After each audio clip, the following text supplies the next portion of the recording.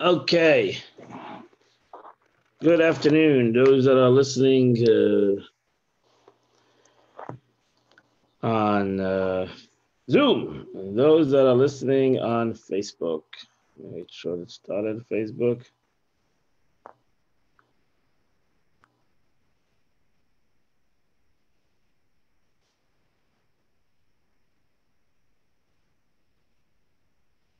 Okay, so we're going to continue our Pirkei obvious ethics of our fathers.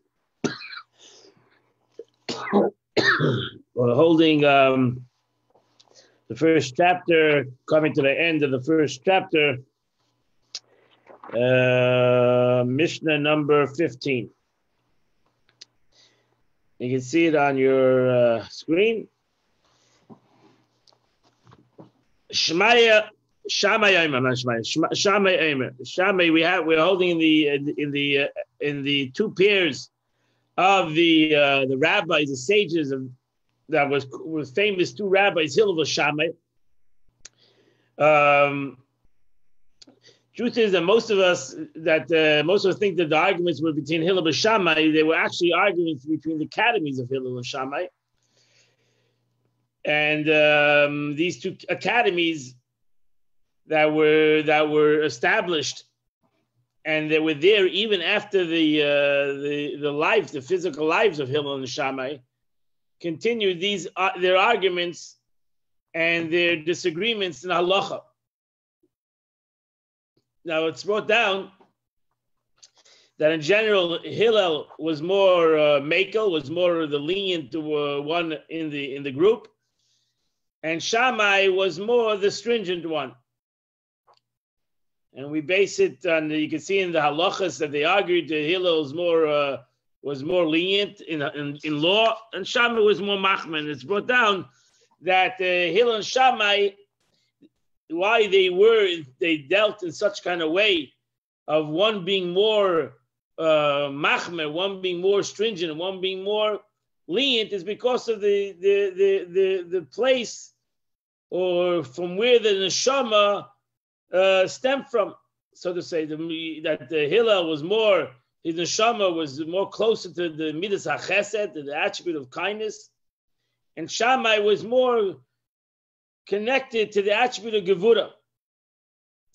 But the truth is, as you'll see in this Mishnah, in the statement of Shammai, that it doesn't mean exactly that way, that everything that Hillel did was chesed and everything that Shammai did was gevura. It meant that they had the midas hagevura, that they had the attribute of strength, they had the attribute of severity, but it doesn't make a difference. They both learned the Torah, and they both understood the concept of chesed, and they both understood the concept of gevura. Both of them comprehend. Therefore, you can see in the statements of Hillel also an aspect of severity, so to say. You know, the gacha, avat, if you don't learn Torah, chas v'shalom, it's the opposite of life. So you also see that Hillel also had certain expressions of gevura, of severity. And now you're going to see Shammai. Shammai also has a beautiful expression of chesed, of kindness. Shammai said in Mishneh number 15, Shammai said, Asei teroscha kva, that a person must make his Torah permanent fixture. It should not be something I do, when I have the time, when I'm in the mood, when I feel that I feel that I'm ready for it. No, the learning of Torah needs to be something that is permanent. The Torah says, "Vagisa b'yoyman v'layla." The Torah says you shall learn the Torah by day and by night. How is it possible to learn the Torah by day and by night and make a living? So therefore, it's a whole argument in the Gemara. The sages argued. Should you sit and learn Torah by day and by night? Because there's another pasuk. We have another verse. It says, "Sheish yisham and tavet," 6 days a week you shall work. So there's got to be the concept of work. The Torah says you got to work 6 days a week. So it's not. So therefore, the Torah says you should work by day and by night. Every person is different. Some people need to learn a whole day. If they're a student in yeshiva, or they're in kollel, they sit and learn in Torah. The obligation is to learn Torah by day and by night, and that's what they're getting paid for. But a person that needs to go to work, his obligation is to find twice a day, whether it's in 10 minutes in the morning or 10 minutes at night, or if you can afford an hour in the morning or an hour at night. But that's like if you would have a job 9 to 5, and you wouldn't be able to ask him to come with you someplace else, be 9 to 5. He's getting paid for a person, and he has a job. He has to work for 9 to 5. So from 8 to 9, maybe he should learn. From 5 to 6, maybe he should also acquire a time of learning. And it's not important the time, the amount of time. It's the permanence of the time. That a person puts away a certain amount of time, whether it's in the morning, whether it's in the night, then he makes it a permanent fixture of his life. Asay Torahs chav kva. Make the study of Torah a kva, something that is permanent. Some people learn Asay Torahs chav kva means that you should make the Torah something that is permanent. The Torah should not be something that is a concept of wisdom, an aspect where you learn about it, you contemplate about it, you meditate about it, but then it's not something that goes that is with you constantly. Asay Torahs chav kva means that the learning becomes part of me. That I take the learning. If I learn every day 10 minutes a day, I take this learning and now I drag it with me for the rest of the day. The learning became part of my entity, which in Chassidus is the aspect of das. Chachma, we all have wisdom. We might all have great understanding. The question is, do we have dat? Do we have knowledge? Meaning, does it become my knowledge? And I say Torahs chav kva, when you say a person should make something permanent, it means that it becomes his knowledge. It becomes my knowledge. It's not just something that I contemplate about. It's not something that I think about. It's not something that I learn about. It's something that becomes me. And that's a kavod. That's a permanent. The truth is, we can understand now why Hillel and Shammai had different ways of expressing their Torah, because they took their Torah in different, they understood it in the aspect of chesed and gevura. Hillel understood the Torah in the concept of chesed. It became his permanent aspect of life. He expressed himself, the Torah, in the aspect of chesed. And Shammai expressed the exact same Torah. They didn't change the Torah. They didn't say it's a different Torah. They actually expressed the Torah, each one according to the way he made his Torah a permanent concept. And by Hillel's permanent concept, his foundation, his permanency was chesed. And not that everything was given and everything you do whatever you want, but it was expressed to the concept of kindness. And Hillel and Shammai was the other way. And therefore he said, no, make it a kva. That takes gevura. That takes severity. To make an established time. When I decide I'm going to learn every day, 10 minutes a day, that 10 minutes, nothing else is important. Everything else is secondary. Now it's time to learn. And if I can do that, if I can have an aspect of Asay Torahs chav kva, I realize it's like time management. Time management. This is a lesson in time management. If we all struggle with time, with how to fulfill our time, how to fulfill your time, is here. This sage said, Asay Torahs chav kva, like the Rambam said. They once asked the Maimonides, how does he accomplish all these things? He's a rabbi and a scientist and a doctor and a physician to the king and a physician to people, and he's writing Sfarim. And he said, that he does, when he does something, he does it 100%. Doesn't do it 50. And while he's doing it, he's thinking about something else or about what's going to do next. When he does something, he does it 100%. And that's the concept of Atzei Taras Rakah, make it a permanent. This time is time of being a doctor. This is my time of learning Torah. This is my time of prayer. And if I can do that, say a little and do a lot. Why don't we do a lot? Because we're speaking too much. We're speaking, and the aspect of speaking over here means that our lives is based on, is really a concept of speech. It's not a permanence. It's not something that is me. I'm speaking about it. I'm contemplating it. I'm learning about it. A person that makes his life permanent, that everything has its place and everything is a kva, then he doesn't have to speak too much. Truth in the aspect of Gevura, it's the concept of the action. It's the aspect of the action. It's more important to do something. The Rebbe writes at Yom Yom, he writes, one act is greater than 1,000 size.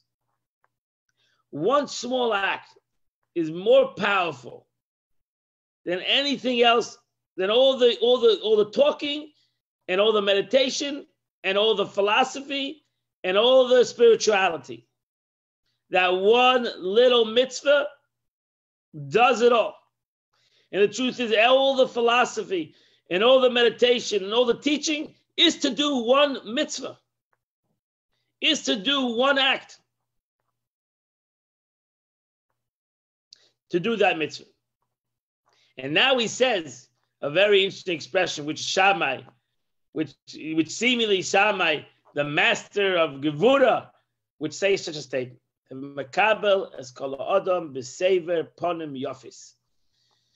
I should receive every man with a pleasant countenance. I should never, ever receive another individual with a sorrowful face. Now you see that Shammai was far from the concept of Gevura. He was self-understood the concept of chesed too.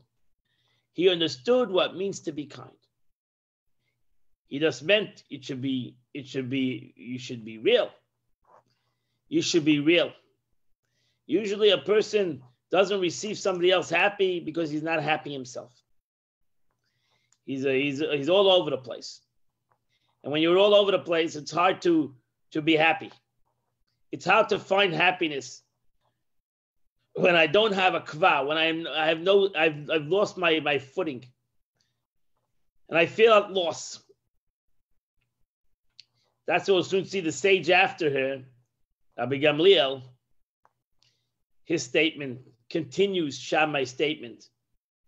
Rabbi Gamliel comes and he says, in this concept of how do we find stability in life? How do we find stability in life?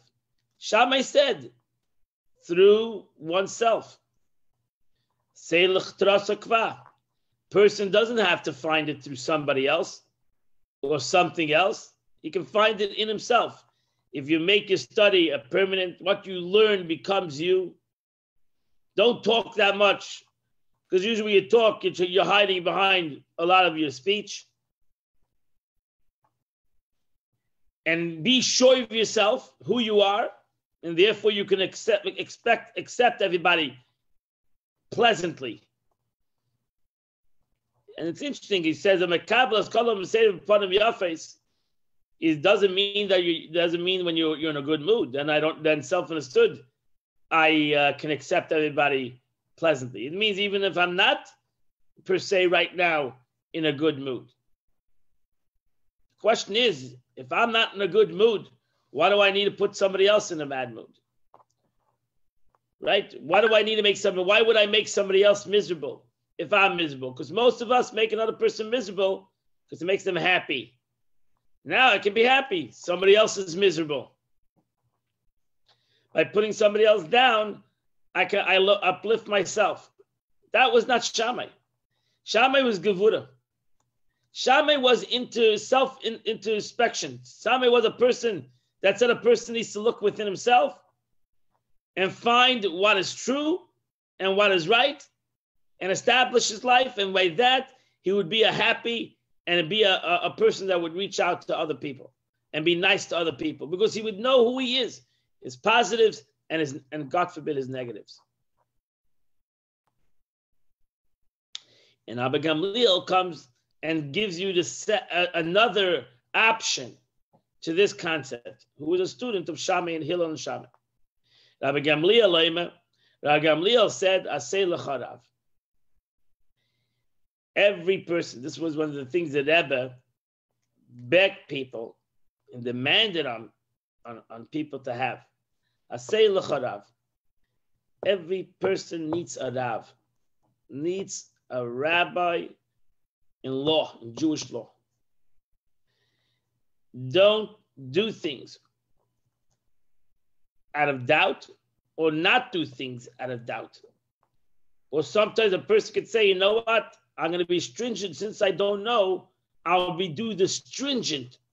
I'll do it the stringent way. I'll be machmer. No. Ask a Rav. That's why the rabbi is there. To be machmer, to be stringent, you don't need a Rav. You don't need a rabbi.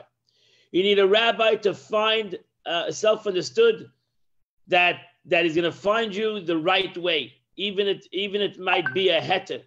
It might be less stringent in your eyes. This is an important thing because a lot of people are afraid to ask a Rav. They are afraid to ask a rabbi a question. And they take upon themselves and they do things that they shouldn't do. And I'm talking about they do things that are machmer on themselves. They are stringent on themselves when they shouldn't be stringent. Asay lecha Rav. We all need, even the rabbi needs a rabbi. Everybody needs to have somebody that he needs to ask the question, if it's right or wrong. And sometimes machmer is wrong. And that's why the Mishneh says, that's why the Gamliel says, Asay lecha Rav, v'istalik min hasafek. Take upon yourself a rabbi and go out of any doubt. We know that Amalek is doubt. Amalek is doubt. And when we are in doubt, we don't do the right things. We become Amalek. We become a concept of negativity. And therefore the Mishneh says, go out of doubt. Because you listen, you have a Rav, you have a teacher, a rabbi, and the rabbi, that's his job. And there's a second Mishneh, different Mishneh to a rabbi who's afraid to give a psak, who's afraid to give a law, which he knows is the law. And he does it out of humility. As the Gemara would say, that's humility and not in the right place. If he doesn't know, he should say, I don't know. But if he says, I don't want to give law because I'm humble. That's not the correct humility. That's a humility that is dangerous. Now a person would say, as the Mishneh continues, a person that accustoms yourself to tithe by estimation. We know the law is that a person has to give tithing 10%. It's a whole argument. We're not going to go into that. What exactly the laws of tithing? So a person might say, I'll give more. I won't ask the question. I won't find out exactly what I'm obligated to give. I'll give more. I think I'll give more. And this could be in general that a person would say, I'll do more. I'll be more machmer. I'm not going to ask the question. I'm not going to ask a rabbi a question. I'm going to be more stringent. And you should know in the general concept that a person sometimes does more to do less. Sometimes we do more in certain things, and that brings us to do less in other things. We become more machmer in A, and that makes us more makel in B. No, do what is right. Do what is right in A, B, C, D. Don't do estimations in Yiddishkeit. Don't do estimations. Don't estimate to what you think is the right thing. Learn the halacha. Go to a rabbi and ask the halacha. What is the law? And that's important. You know, halacha is the will of the Eibishter. Chassidus explains, halacha is the will of God. The mitzvah is the will of God. The difference between Torah and a mitzvah is that Torah is the wisdom of God, and a mitzvah is the will of HaKadosh Baruch Hu.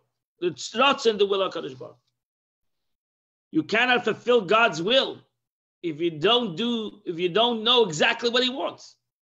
How can I fulfill another person? How can I fulfill another person's will if I don't know what the other person wants? I bring the other person, I tell him, oh, here, this is what I want to give you. He says, I don't want this. Oh, but, so the question is, are you giving to the other person what he wants? Or are you giving to the other person what I want? What you want to give? If you want to fulfill somebody else's will, you need to know what the other person wants. That's why it's important. A lot of people get insulted or get hurt when somebody else doesn't fulfill their desire or their will. And they never told them what their will is. I find that a lot in relationships. The husband doesn't know exactly what the wife wants. Or the wife doesn't know exactly what the husband wants. And they expect to fulfill each other. They should know this. They should be prophets, and they should know exactly what's going to fulfill their desires. No. We need to tell each other. And we can learn it from HaKadosh Baruch Hu himself. God didn't keep any secrets. He said exactly what he desired. He gave a Torah which has within it the ways of the Eibishter and the will of God, exactly what he wanted from the Yid, from the time he wakes up in the morning till the time he goes to sleep at night. There's no doubts in the Torah. Any doubt that you have in the Torah is our own doubts. There's no doubts in the halachas of the Torah. There was never a doubt in the mitzvahs of the Torah, what the mitzvahs of the Torah are, and what did the Eibishter want from us in this mitzvah. Where's our doubts? When we become philosophical, when we become super philosophical. And now, in philosophy, we have doubts, because the philosophy of HaKadosh Baruch Hu doesn't always fit into my philosophy. But in the will of the Eibishter, that the God wanted the Zalman Bukiet to put on tefillin in the morning, and he should daven every day, and he should eat kosher, and he should give tzedakah today, and he should. That's not a doubt. There was never a doubt. And if I am in doubt, that's why I have a rav.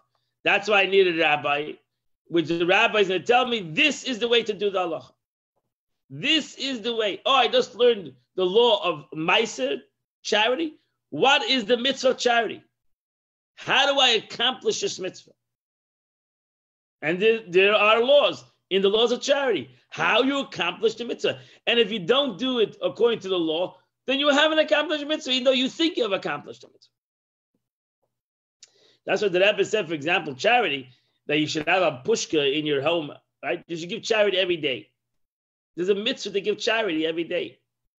Right? So, but I gave yesterday $100.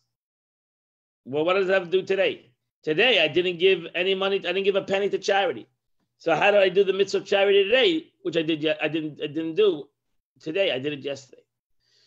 So you need to give charity every single day. That's the mitzvah. Yesterday's charity is not going to help you for today. That's the halacha. That's the law. So you need to give tzedakah today. It doesn't say how much you have to give. You have to give tzedakah today. Give a penny today. Every day give a penny. Avot Rebbe established Keren Hashana, which is an organization that you give every year, whatever you want, from a penny a day to whatever you want per day, and they give every day for you charity. So if you think about it, if I would give 18 cents charity every day, you're not talking about here about a lot of money. So I actually give to this organization, it's called Keren Hashana, and I give him 18 cents per day. And they give every day 18 cents for me every day.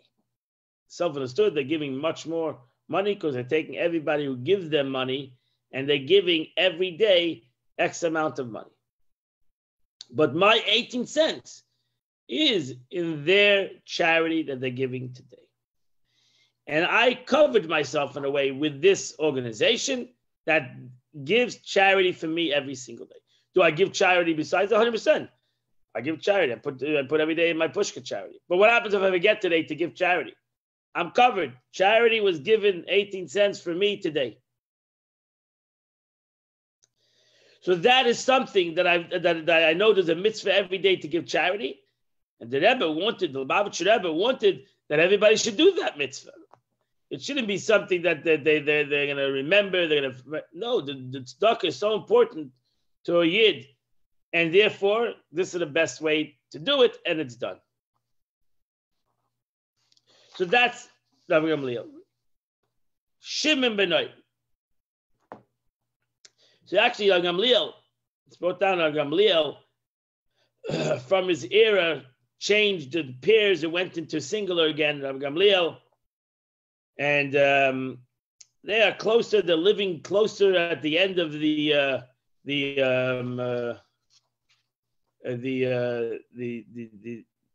Second Temple. This is really an extremely hard time by Jews. Bar Kochva revolt. Shimon ben Noy, Shimon ben Gamliel was one of the 10 martyrs. The next stages of Shimon Gamliel, number 2, he lived. He was already at the time of Yavne.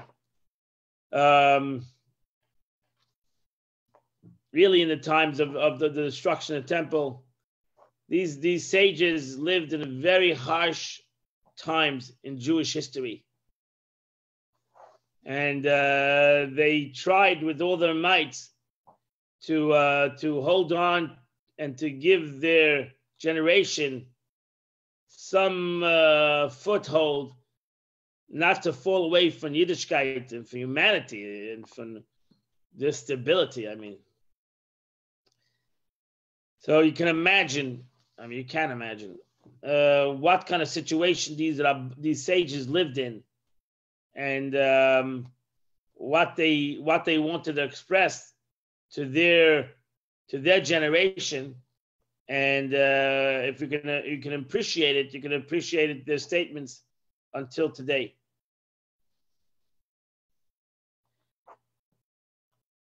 So Rabbi Shimon ben Noy, we're holding on Mishneh number 17. Shimon ben Noy said, all the years I grew up between the sages. I grew up amongst the sages. V'loi matzasi, and I haven't found leguf. I haven't found anything that is better for the body, but silence. The concept of silence. It's interesting that Rambam, Maimonides, he writes that there are 5 categories of speech. There's required speech. Speech that I'm required to do. I have to daven every day. Is a required speech. I'm obligated to learn Torah every day. That's a required speech. There's forbidden speech, like Lashon Hara. Lies, gossip, curses, vulgarity, forbidden speech. Then there's repulsive speech. Chatter. King David says, I don't want to sit between Moshe Leitzim, between a group of people that just talk frivolity, stupidity. It's not vulgar, it's not forbidden, just waste of time. Idle chatter. Then there's desirable speech. It's not a Torah speech. It's speech that uplifting speech. Motivational speech. Speaking to one another good. Telling over good stories. Giving good news. These are desirable speeches. And then there's permitted speech. Business.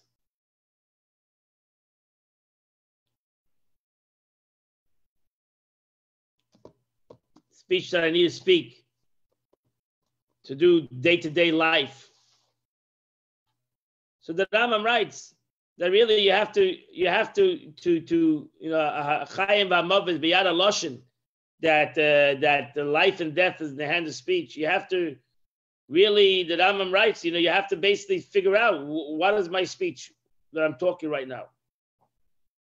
So I can, what is the speech? Right now we'll learn Torah. That's required speech. We're obligated to learn Torah. So this is the best speech that you can have. We should really know that speech in general is one of the wonders of HaKadosh Baruch Hu, that a human being can speak. It's brought down the Torah, Ish ki yafli neder, yafli. When the Torah wants to talk about the vow and the importance of a person following what he says, he uses the word yafli, which means a pellet, a wonder. One of the wonders of creation is speech. It's brought down that what is one of the wonders of humanity? That God created humans different than everything in the world, is that it can speak.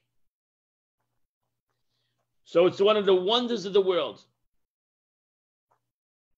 And it's something that's brought down also in Chassidus, that it's something that's Ein Sof in a human being, that it can speak unlimited.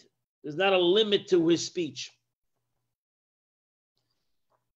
It's one of the koiches haneshama. It's one of the powers of the soul that is like the soul, that's unlimited, and it comes out in the most physical way. Speech takes a lot of effort and a lot of components in the mouth to be able to speak. And to be able to bring out a word. But the truth is, it's all hevel. It's all hevel. That's why King Solomon said, "Akol hevel havolim." It's all the breath of the hevel, the hevel of the human being. It's all the breath of the human being. That through my breath, I'm not a speech pathologist, but through my breath, I bring up in my mouth, and then through the aspect of my mouth, I bring out my breath into different sounds, and I can articulate a word. And we take this for granted. But we wait, if you remember our children, we waited for our children to say one word. And when he said the first word, it was the greatest thing that they ever did at that time. And then they basically couldn't stop talking. But, you know what I mean? So that one word, wow, he just started speaking. The Gemara says, when does a child start speaking? What does he have to? And what should be the first thing a child should say when he starts speaking? Gemara says, "V'lamda," a person should teach his child to say Torah Tziva Lanu Moshe. That's what he should teach his child to say. That should be the first word, not daddy, mommy. It should be the first word, Torah Tziva Lanu Moshe. Don't try it out at home. So. That should be that. So Shimon ben Ai said, it's us a good mishtika. Talk, we abuse talk. we abuse the concept of speech. Because if you're going to do the question you're going to ask, if the Rambam says, you ask yourself, well, out of speech, in which category am I doing speech? Am I doing required speech, forbidden speech, repulsive speech, idle speech, desirable speech, permitted speech? What category is my speech at this present moment? And therefore, Shimon said the best thing is to be quiet.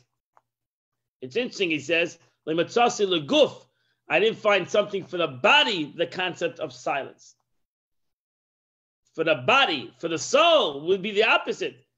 If we can only speak for our required speeches, speak and speak and speak.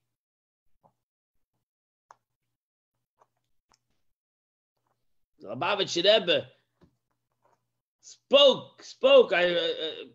I forgot the number of hours. The Rebbe spoke and spoke and spoke and taught and taught and taught. That's what we know of the Rebbe in the aspect of speech. Spoke my morim and siches and farbrengens hours upon hours upon hours upon hours. In the aspect of his neshama. What a beautiful concept. And then if you wanted, then the Rebbe's writings, it's an unbelievable amount of Torah in his writings. And it's not important, all the studying, the aspect of action. It's fascinating because by the Rebbe, when he would, after he would speak for 45 minutes, he would always say, so Amaisa wa Iker, what is worth all this speech, this whole 45 minutes of Torah learning, if it's not going to come into an action? What is the action? What is the Maisa B'Pel? What comes out for this whole drasha? What are we going to do because of this speech? What is going to be the bechein? What is going to be? Because if not, because excessive speech brings to sin. It's a waste of time.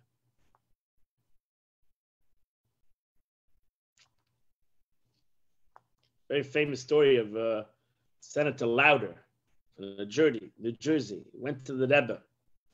He was with him in Yechidus for, I think, whatever, an hour, two.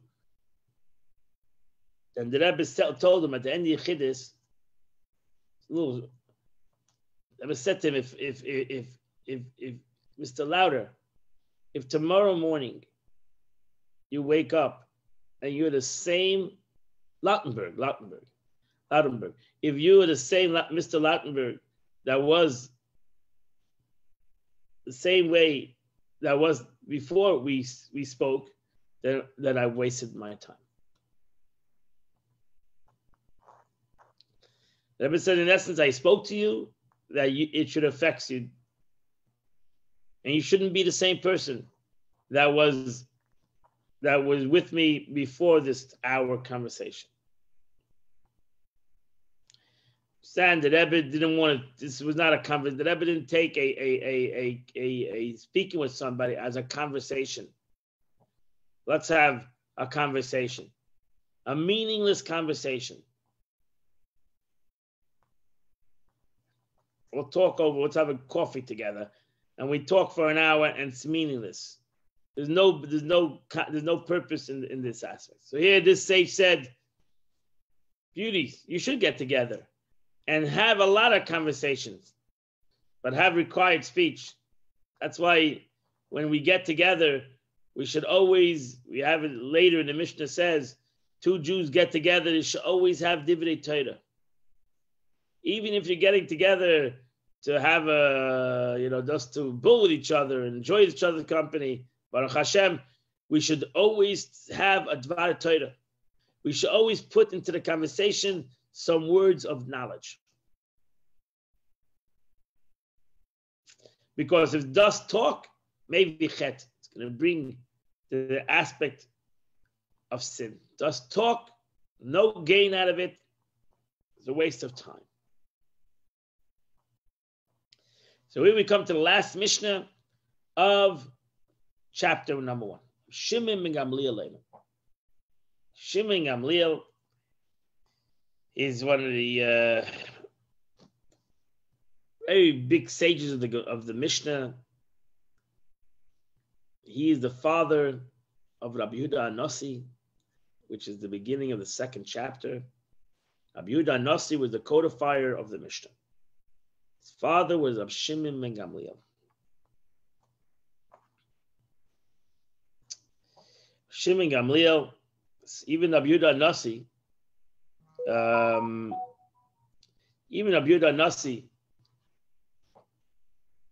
says the halacha is like Rabbi Shimon Gamliel and everything besides brought on the Gemara besides three things. The halacha is like Rabbi Shimon Gamliel. And Rabbi Yehuda Anasi, who was known to be an Anav, Rabbi, was also known to be an Anav. He said his father was a greater Anav, had a greater level of humility. So we know Rabbi Yehuda was a great humble person. Rabbi Shimon Gamliel was extremely a great humble person. And others brought down Yonason, etc. Shimon Gamliel enacted many great laws. He lived also in the time of the Bar Kokhba revolt. He had to run away. There's a long history of Shimon Gamliel, how he had to run away. Ultimately survived, established Yiddishkeit in Yavna, reestablished the Sanhedrin in Yavna. And we know Rabbi Yochanan ben Zakkai asked that Vespasian, in the time of the destruction of the temple, should save Rabbi Shimon ben Gamliel, should not kill out this lineage, and should not destroy the sages of Yavna.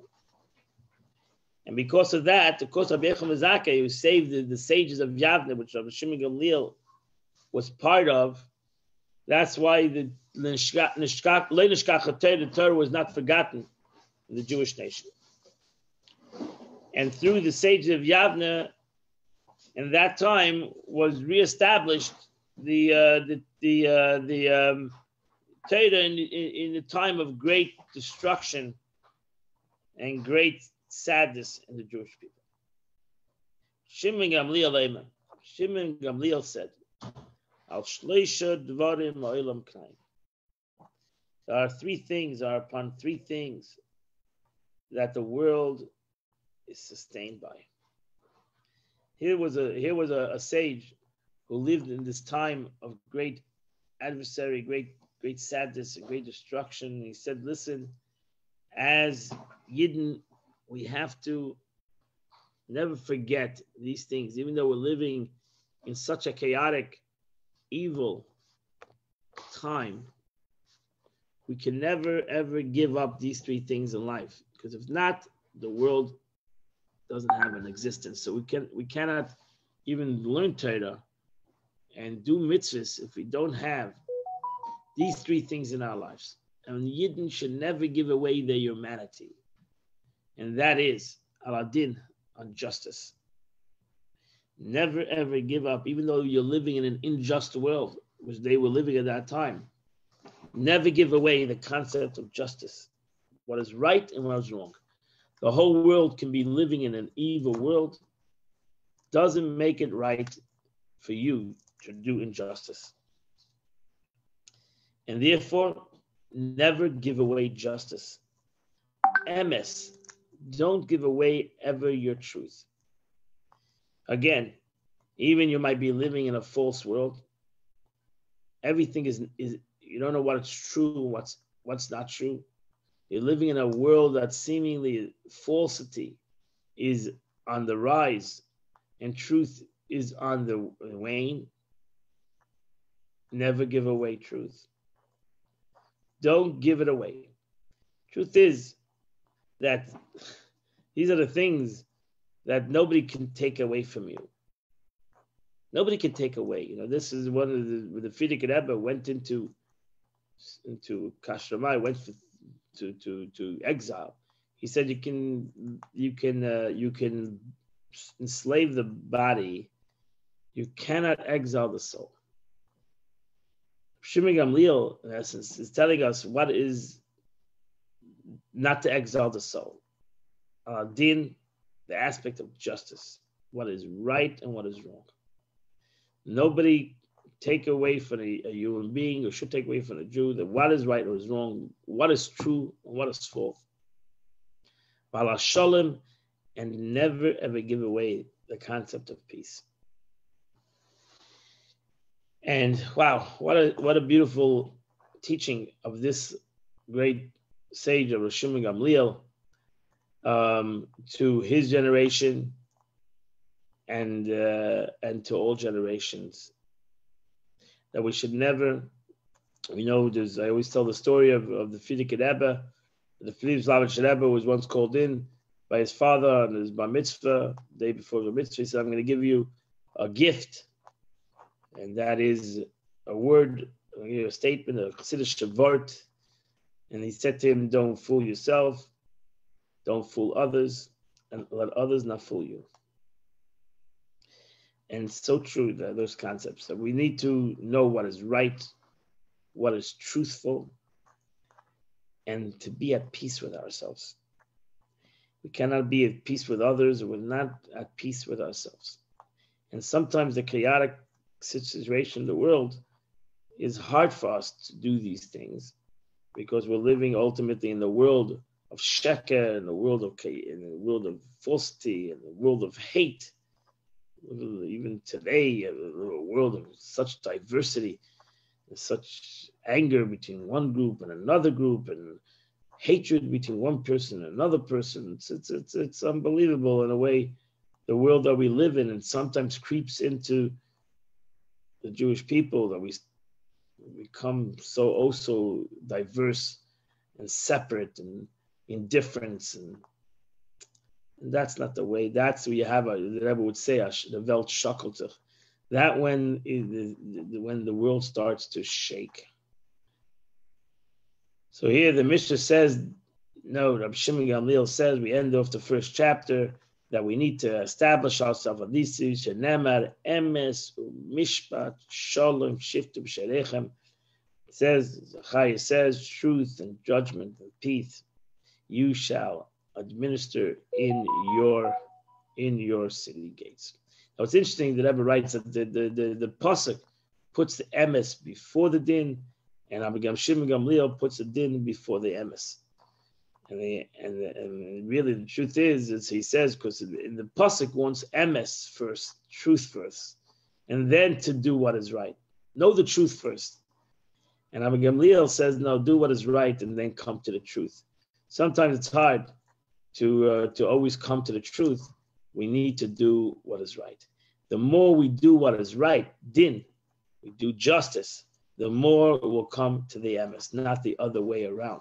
So even though the other way around is the ultimate way to know what is truthful and then do what is right, but Rabbi Shimon Gamliel says, let's start off with doing what is right. With that, we have that in the aspect of Tanya, that what should we do first? Should we do limud or maisa? What do we do first? And, limud maybe the maisa. Learning brings to action, but sometimes action is what brings us to learning. And the more we start doing, the more we'll come to learn what we need to do. So the more we'll do adin, justice, and do the right thing, what the Eibishter wants us to do, the more we'll come to the concept of emes, to the truth of the matter. And that finishes the first chapter of Pirkei Avos. And we will start in Mitzvah next week, the second chapter of Pirkei Avos. Have a beautiful and wonderful night. I wish you all the best of luck in everything you do. And it's great to learn with you, as always. Have a great and beautiful. Anybody want to say something? You have it out of life?